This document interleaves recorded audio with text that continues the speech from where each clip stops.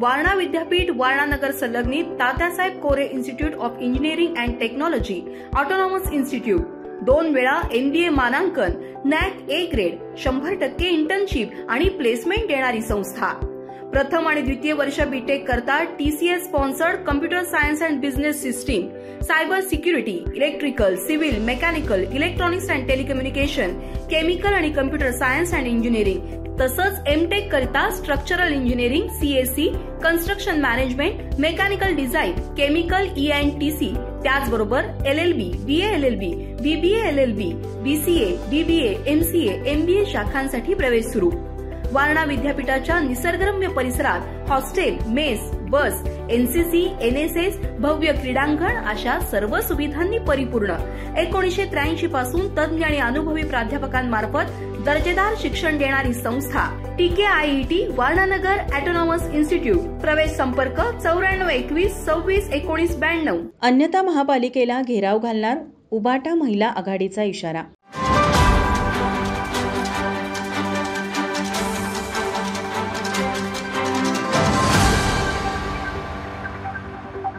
पावसाळ्यात परीख पुलाखाली मोठ्या प्रमाणात पाणी साठत असल्याने वाहतूक बंद होते। ST स्टँड ते राजारामपुरी या मार्गावर ये जा करण्यासाठी पायी चालत जाणाऱ्यांना पर्यायी व्यवस्था नाही।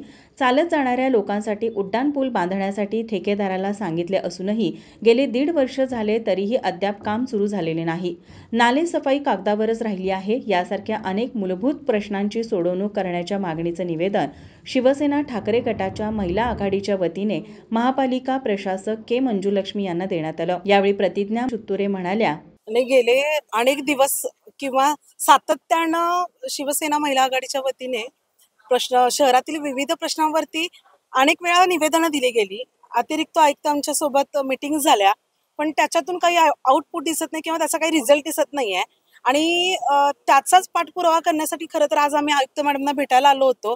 अनेक प्रश्न आहेत, शहरातील परीख पुलासारखा मोठा प्रश्न आहे, अमृत योजनेतील झालेल्या कामांच्या बाबतीत असेल, स्ट्रीट लाईटचा मोठा मुद्दा होता, असे अनेक, शिवाय स्वच्छतागृह असतील, असे विविध प्रश्न घेऊन आम्ही ह्यापूर्वी निवेदनं दिलेली आहेत आणि इशारेही दिले होते। पण त्यांच्याकडून असं होतं की आम्ही लवकरात लवकर काम पूर्ण करू। अनेक टेक्निकली अडचणी त्यांनी सांगितल्या होत्या।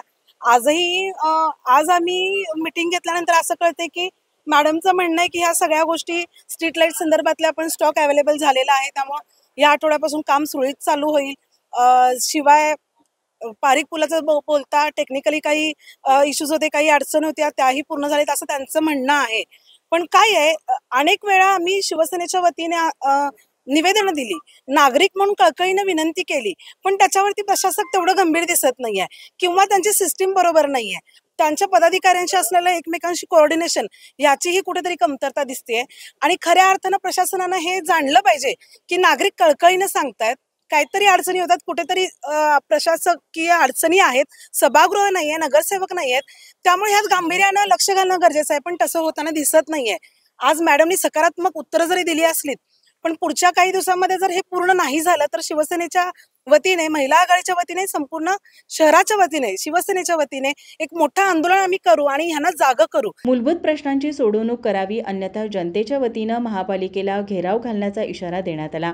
यावेळी रीमा देशपांडे, दीपाली शिंदे, अनिता ठोंबरे, रुपाली जाधव, शिल्पा संकपाळ यांच्यासह सामाजिक कार्यकर्ते विशाल देवकुळे, महेश उत्तुरे, रघुनाथ टिप्पुगडे, योगेश लोंढे, उमेश उत्तुरे आदी उपस्थित होते। माझा महाराष्ट्र न्यूज, कोल्हापूर।